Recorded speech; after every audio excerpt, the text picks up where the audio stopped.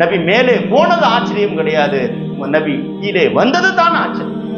இங்கே அமர்ந்திருக்கக்கூடியவர்களை நான் நினைவுபடுத்துகிறேன். ஹாஜிகள் எத்தனையோ பேர் இருக்கலாம், உம்ராவுக்கு போனவர்கள் இருக்கலாம். மனதை தொட்டு சொல்லுங்கள், நீங்கள் அல்லாஹ்வை பார்க்க போகவில்லை, பைத்துல்லாவை பார்க்க போனீர்கள். காபத்துல்லாவிலிருந்து திரும்பி வருகின்ற பொழுது உங்களுடைய மனநிலைவு என்னவாக இருக்கு? அல்லாஹ்வை பார்த்து விட்டீர்களா? பைத்துல்லாவை பார்த்தோம், துணி போடப்பட்டு மூடப்பட்டிருக்கிறது. எத்தனையோ பேர் திரும்பி வருகின்ற பொழுது, அல்லாஹ் எங்களுக்கு இங்கே மரணத்தை கொடுத்து விடு, இந்த பூமியை விட்டு நாங்கள் திரும்பி போக மாட்டோம். பார்த்தது காபத்துல்லாவை, நபிமார்களால் கட்டப்பட்ட பள்ளி வாசல்களை விட்டு நம்மால் திரும்பி போக முடியவில்லை. குடும்பத்தை பிரிய தயாராக இருக்கிறோம், மனைவி மக்களை பிரிய தயாராக இருக்கிறோம். அல்லாஹ்வுடைய வீட்டை எந்த வீட்டில் தொழுதால் 1,00,000 நன்மையோ அந்த இடத்தை விட்டு உள்ள மனதால் நம்மால் திரும்பி வர முடியவில்லை என்று சொன்னால், பெருமானார் இந்த உம்மத்தின் மீது எந்த அளவுக்கு நேசித்திருக்கிறார்கள்.